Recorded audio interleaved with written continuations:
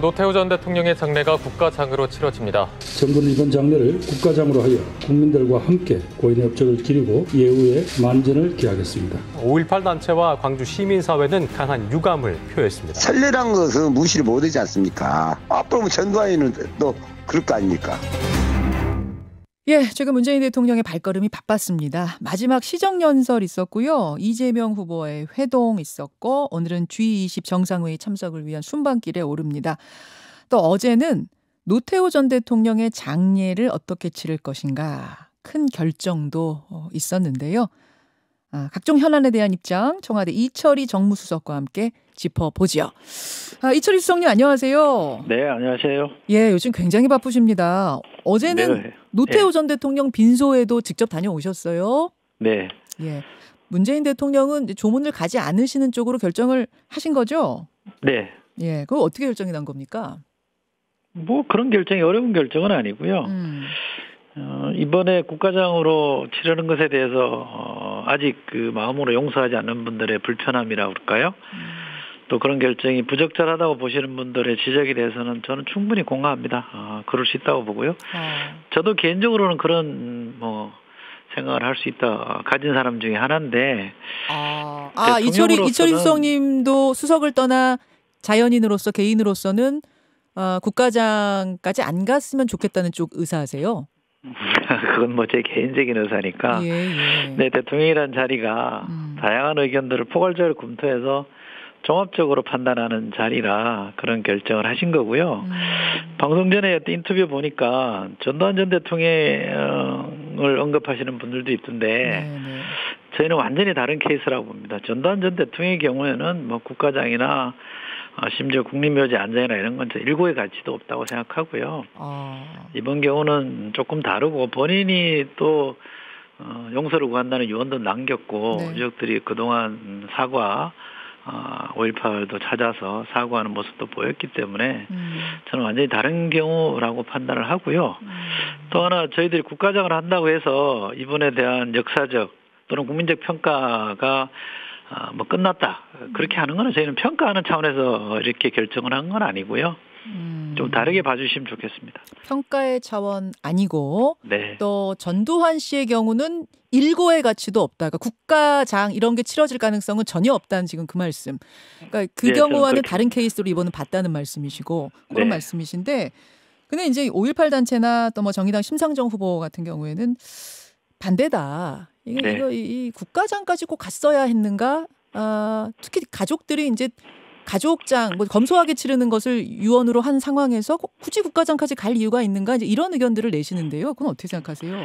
충분히 공감합니다. 반대하시는 분들, 심상정 전 대표님의 지적이나 또 5.18로부터 큰 고통을 받으신 분들의 지적이나 또 민주운동을 위해서 열심히 노력했던 많은 국민들에게 그런 결정이 쉽게 수긍되지 않을 거라는 건 충분히 저희도 인정하고요. 그런 지적에 대해서 공감합니다. 그럼에도 불구하고 이렇게 결정된 어떤 의도가 있겠죠? 이유가 있겠죠? 특별한 의도를 갖고 있지는 않습니다. 일각에서는 대선을 앞두고 그런 거 아니냐라는데 저희가 대선을 고려할 이유는 없다고 생각하고요. 그럼 어떤 화합의 메시지입니까? 어떤 거라고 봐야 될까요? 그런 차원은 있을 겁니다. 아마 문재인 대통령이 민주운동을 하셨던 분이고 인권 변호사 출신이기 때문에 이런 출신 배경을 가진 대통령으로서 할 수 있는 조치는 국민 통합이나 화합, 포용에 기여하지 않을까라는 생각을 할 수 있습니다만 대선을 염두에 두고 한 행위라고 저는 보지 않습니다. 이번 기회에 이 국가장 치르는 문제도 좀 법으로 국민 의견 모아서 이쪽이 됐든 저쪽이 됐든 법으로 정하면 어떨까라는 의견들도 있어요. 네, 그런 점도 있어 보입니다. 지금 국가장 말고는 다른 장이 없거든요. 그러니까 우리가 예우할 수 있는 장래에 뭐랄까요? 이렇게 좀 나누어주면 좋은데 등급이라고 할 건 아닙니다만. 국가장, 사회장 이렇게 나눠주면 좋은데 그게 없이 하나로만 딱 돼 있으니까 선택의 폭이 굉장히 좁더라고요. 그건 좀 아쉬운 부분입니다. 네, 법안으로 왜냐하면 앞으로도 예우가 박탈된 대통령이 지금 전직 대통령이 3분이나 더 있기 때문에 그럴 때마다 그럼 이렇게 또 계속 논란이 있을 것인가 생각하면 합의를 한번 모으고 갔으면 좋겠다 이런 맞습니다. 생각이 듭니다. 어제 빈소도 이철희 수석이 다녀오셨는데 그 전날 이재명 후보와 대통령 회동도 이철희 수석 혼자 배석하셨죠? 네. 유일한 배석자. 그 분위기하고 대화 내용을 온전하게 아시는 분은 이철희 수석밖에 안 계시네요. 어떤 분위기였습니까? 분위기는 좋았고요. 되게 이런 자리라는 게 의뢰 화기애애하지 않습니까? 이런 자리 만나서 서로 상대를 불편하게 그렇죠. 하거나 이런 얘기를 하는 건 아니잖아요. 예의도 아니고 전반적으로 화기애애하게 편하게 대화를 나누셨고 두 분 다 정치를 하시는 분들이었기 때문에 민감한 부분 또는 논란이 될 수 있는 부분은 비록 비공개였지만 일체 언급하지 않는 그런 자세로 대화에 임하셨습니다. 진짜로 선거 관련된 얘기는 하나도 1도 안 하셨어요? 0.1도 없었어요. 0.1. 아니 근데 야당에서는 반발이 큽니다. 네. 만남 자체가 대장동 수사의 가이드라인 준 거 아니냐. 뭐 윤석열 후보 같은 경우에는 문제명의 잘못된 만남 이렇게까지 논평하셨거든요. 저는 윤석열 후보가 검찰총장 하셨기 때문에 검찰이 요즘 청와대 눈치 살펴가면서 수사합니까? 윤 총장 계실 때도 안 그랬고 지금도 저는 아니라고 생각하고요. 이 정부가 갖고 있는 자부심 중에 하나가 예. 그 어떤 수사 개입이나 지침도 내리지 않는다. 그거는 저희가 자부하는 거기 때문에 그거는 걱정 안 하셔도 되고요. 윤석열 후보가 지적하신 부분은 뭐 선거의 계절이고 당내 경선이 워낙 치열하게 징계되다 보니까 그럴 수도 있겠다는 생각도 하고요. 또 유력 주자의 지정이니까 저희가 또 새겨드려야 될 부분은 새겨드려야 되겠죠. 다만 예. 제가 국회의원 그만둔다고 했을 때도 그 이유 중에 하나였습니다만 우리 정치가 너무 이 야박하고 좀 거칠다라는 생각을 많이 했는데요. 좀 그러지 않고요. 좀 이 생각의 차이나 호불호를 떠나서 뭐 수긍할 건 수긍하고 또 양해할 건 양해하고 이러면 좋지 않을까 싶은데 정치라는 게 결국 입장이 뒤바뀌잖아요. 여야도 뒤바뀌고 뭐 하니까 역지사지하면 좋지 않을까. 내가 저 입장이면 저럴 수도 있겠다 싶으면 마음에 안 들어도 좀 받아들이고 때로는 그냥 모른 척하고 넘어가고 이러는 것도 좋지 않을까 싶은데요. 그게 이제 이 대장동 수사가 진행 중이기 때문에 아마 조금 더 민감하게 받아들인 게 아닌가 싶긴 해요. 그래서 네, 수사에는 전혀 영향 안 미치고요. 아마 검찰도 눈치는 저는 안 볼 거라고 안 볼 거라고 본다. 여당 대선 후보가 정해지면은 늘 대통령과 만나는 게 관례긴 했는데 네. 번번이 잡음이 이렇게 낳는 걸 보면은 굳이 이게 계승해야 될 관례인가? 그냥 안 만나면 어떤가? 뭐 이런 얘기들도 합니다. 그것도 하나의 뭐 관행으로 굳어질 수 있는 사안이라고 보는데요. 논의를 할 수 있죠. 지금의 관점에서 본인에게 유리하냐 불리하냐 또는 개인적으로 유불리를 떠나서 저게 좋으냐 나쁘냐 판단하는 것은 각자의 몫일 거라고 생각합니다. 알겠습니다. 이번에 그러나 이게 나라를 이끌어가는 분들, 대통령도 마찬가지고요. 뭐 이제 큰 정당의 후보가 되면 나라를 이끌어가는 사람이 된 거 아닙니까? 네. 그런 분들이 만나서 논란이 되는 부분들을 피해가면서 국정이나 국민을 걱정하는 얘기를 하는 건 전 좋지 않은가요? 그런 생각이 있습니다. 그러면 이번에 야당 후보가 정해지면 대선 후보 정해지면 그분도 초청하실 생각이세요? 이번도 초청은 아니었고요. 후보가 요청을 해서 저희가 응한 건데 지금 말씀하신 그런 우려들을 왜 저희가 몰랐겠습니까만 그럼에도 불구하고 만나는 게 필요하다 싶어서 만난 거고 야당도 후보가 정해져서 이러이러한 이유로 대통령을 만나고 싶다고 요청을 하면 저희가 적극 검토해야죠. 초청은 아니고 요청하면 검토하겠다. 지금 이재명 후보도 요청한 겁니다. 후보 쪽에서. 검토하면은 뭐 받으실 가능성이 크고요. 아직 지금 요청도 안 했는데 뭐 받는다 안 받는다는 건 너무 이런 얘기 아닌가요? 안 받으실 수도 있는 거예요? 아니 근데 지금 말씀하신 거 보니까 최소한 윤석열 후보가 최종 국민의힘 후보가 되면 요청 안 하실 것 같은데요? 그렇습니까? 잘못된 만남이라는데 요청할까요? 보겠습니다. 네. 사실 이제 이번 회동에 대해서 야당들이 더 크게 반발하는 이유가 아까 말씀드렸다시피 대장동 수사 때문인데요. 수석님, 부동산만큼은 뭐 진영을 떠나서 온 국민의 관심사인 거 맞잖아요. 그럼요. 지난번 LH 사태 때도 봤듯이 부동산 가지고 장난치면 온 국민이 분노하는 거 분명하고. 맞습니다. 이 부동산 민심에 대해서 대통령 잘 알고 계시죠? 네, 잘 알고 있습니다. 대장동 건은 어떻게 바라보고 계십니까? 대장동 건은 부동산 문제도 섞여 있죠. 공정의 문제도 섞여 있고. 근데 워낙 이게 정치 이슈가 되다 보니까 저희가 좀 개입하기가 좀 어려운 점도 있습니다만 그러나 저희가 봤을 때 수사는 수사대로 엄정하고 철저하게 신속하게 수사하라고 대통령이 말씀을 하셨고요. 예. 그거랑 별개로 제도가 좀 분리비해서 제도가 공백으로 남아 있어서 악용될 그 허점을 파고들어서 많은 수익을 좀 부당하게 누리는 게 있다면 그 부분을 개선하는 거는 정부로서는 또 대안을 제시해야 될 부분이 있어서 그거는 그것대로 준비해서 곧 발표할 겁니다 아마. 아, 곧 발표가 있습니까? 이제 해야죠. 예. 아, 청와대에서 준비하고 있는 게 있습니까 따로? 정책을 청와대에서 하지는 않고요. 예. 정부 차원에서 제가 검토하고 있는 것으로 알고 있습니다. 아, 그렇습니까? 네.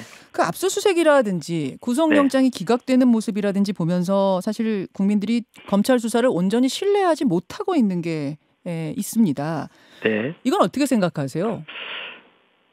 저희 입장으로서는 뭐 검찰 수사에 대해서 신속하고 철저하게 수사해서 국민적 의혹을 좀 밝혀내라, 실체적 진실을 밝혀라 이렇게 요구할 수는 있습니다만 수사가 왜 더디냐, 왜 압수수색을 그렇게 하냐 이렇게 지적을 할 수는 없습니다. 만약에 우리가 그렇게 했다면 이 수사 개입이라고 얘기했을 테니까. 또 개입이라고 할 테니까. 그렇게 할 수 있는 사안은 아니고요. 저희도 그냥 그런 지시를 내리고 잘할 거다라는 믿음을 가지고 지켜보고 있는 중이고요. 조금 불편한 부분에 대해서는 국회 차원에서도 계속 지적을 하고 견제를 하는 거니 예. 제발 이런 이 선거 이슈에 대통령 끌어들여서 좀 논란을 벌이지 않았으면 좋겠고요. 대통령은 코로나 위기도 아직 안 끝났지 않습니까? 네. 그리고 할 일도 많으니 국정에 좀 전념할 수 있게 내버려 두시면 좋겠습니다. 지금 이제 이 검찰 수사를 못 믿겠다. 혹은 수사가 나온다고 해도 국민들이 믿겠느냐. 그러니 특검을 가야 한다. 이런 주장들이 계속 나오고 있지 않습니까? 네. 수석님 어떻게 생각하세요? 특검은 국회에서 여야 간에 논의할 사안 아닌가요? 물론이죠. 저희가 뭐 특검에 대해서 이래라 저래라 할 수 있는 사안이 아니잖아요. 수석님께서는 정치인이기도 하셨고, 뭐 평론도 하셨고 해서 어떻게 바라보고 계시는가 좀 궁금해요. 제가 지금은 대통령을 모시고 있는 참모라 말씀드리기가 어렵습니다. 어제 유영민 비서실장께서는 네. 특검에 대해 청와대도 내부적으로 고민하고 있다 이런 발언을 하셨더라고요. 이건 어떤 의미일까요? 특검 뭐 할지 말지에 대한 고민을 저희가 할 수는 없는 거고요. 특검을 둘러싸고 이러저런 공방들이 있으니 저희로서도 고민 안 할 수는 없죠. 한다 만다 해도 고민이 아니라 저게 여야가 합의했을 경우에 또 어떻게 될까, 또는 합의 안 하고 계속 저렇게 싸움만 하고 있으면 또 어떻게 될까, 이런 것에 대한 걱정이고 고민이지 우리가 특검을 수용할 거냐 말 거냐에 대한 고민은 아닙니다. 국회에서 정해지면 이제 그것대로 받아들일 것이다, 이제 이런 고민입니까 그러면? 그럼요. 여야가 합의하면 저희가 받아들여야죠. 알겠습니다. 문재인 정권 이제 뭐 5개월도 채 남지 않았습니다. 보면은 문 대통령이 가장 역점을 두고 애를 써온 부분이 남북 관계인 것 같아요. 네. 그리고 이제 임기가 끝나는 그 끝까지 뭔가 한 걸음이라도 더 진전시켜 놓고 가야 한다는 사명감 같은 걸 갖고 계신 게 아닌가 이런 생각이 드는데, 남북 정상이 만나는 그 꿈도 뭐 한 4달밖에 안 남았지만 여전히 가지고 계신 건 맞습니까? 남북 관계를 푸는데 정상회담이 도움이 된다면 당연히 해야죠. 그러나 선거를 위해서 이벤트성 정상회담을 추구하는 거 아니냐. 다른 큰데 그런 일은 없습니다. 이벤트성 정상회담, 남북 정상회담은 추구하지 않습니다. 그럴 이유도 없고요. 또 그런다고 해서 과거에 남북 정상회담이 총선에 악영향을 끼쳤던 사례 혹시 기억하십니까? 2000년에 그런 적이 있었거든요. 그래서 저는 우리 국민들이 의도가 보이는 행위를 하면 역으로 심판하기 때문에 저희는 그런 일 안 하고요. 다만 또박또박 가다가 그것이 남북 관계를 푸는데 한 번 더 평화를 정착시키는데 도움된다 그러면 그건 마다할 일은 아니잖아요. 네. 굳이 서두를 일도 아닙니다만 애서 속도를 늦출 일도 아니기 때문에 정상적인 보폭 그대로 가고 있다고 저는 봅니다. 정상적인 보폭 그대로 뚜벅뚜벅 마지막 그 순간까지 최선을 다하다가 남북 정상회담이라는 문이 정말 열리면 그때는 이것저것 계산 없이 이것저것 뭐 이게 이벤트성으로 비치지는 않을까, 뭐 어떻게 비치지는 않을까 이런 거 고민 없이 그 손을 잡을 것이고. 그 진정성을 좀 국민들이 알아줄 거라고 봅니다. 그 문이 열릴 가능성은 좀 있어 보이세요? 어떠세요? 저는 좀 열리면 좋겠습니다. 그 평화가 많이 정착돼 있긴 합니다만 조금 한 발 더 나갔으면 하는 아쉬움이 많은 국민들, 아마 대부분의 국민들이 그럴 텐데 그런 아쉬움을 갖고 있지 않습니까? 그렇죠. 조금 더 나가면 좋겠습니다. 저는. 빛이 좀 이게 새 나오긴 해요, 그 문에서. 제가 지금 그 업무를 담당하는 쪽이 아니라서 섣불리 말씀드리기는 어려운데 차분하게 뭘 해보고 있는 중인 걸로 알고 있습니다. 차분하게 뭘 좀 해보고 있는 중이다. 그 종전선언도 그런 얘기 아닐까요? 그렇죠. 그 네. 일환인 거죠. 이번에 네. G20 정상회담 참석하시는데 첫 일정이 교황 만나시잖아요. 네. 교황도 사실은 북한을 굉장히 방북하고 싶어 하시는데 네, 네. 그 성사 가능성 얼마나 보세요? 글쎄 제가 그 가능성의 퍼센테이지를 말씀드리기는 어렵고 예. 저는 프란치스코 교황을 굉장히 존경하는 사람인데요. 제가 두 교황이라는 영화를 인생 영화로 생각하는 사람이라 네네. 그리고 프란치스코 교황이 쿠바를 방문했을 때도 나름 우리도 좀 저러면 좋겠다는 생각을 했던 게 기억이 있어서 네. 개인적으로 잘 되면 좋겠는데 그게 교황님의 의사만으로 되는 것도 아니고 저희가 이걸 또 뭐 하세요 마세요 권유할 수 있는 사안도 아니기 때문에 잘 되면 좋겠다는 바람만 갖고 있습니다.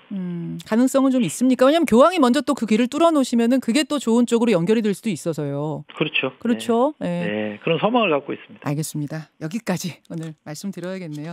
이철희 정무수석님 오늘 귀한 시간 내주셔서 감사드리고요. 앞으로도 네. 고생을 좀 더 하셔야겠습니다. 네. 고맙습니다. 예, 고맙습니다. 청와대 이철희 정무수석이었습니다. 김현정의 뉴스쇼는 청취자 여러분의 참여로 이루어집니다. 트위터, 페이스북, 레인보우 게시판, 그리고 단문 50원, 장문 100원의 유료 문자 샵 1212, 우물정 1212 통해 참여하실 수 있습니다. 김현정의 뉴스쇼, 여러분과 함께 만듭니다.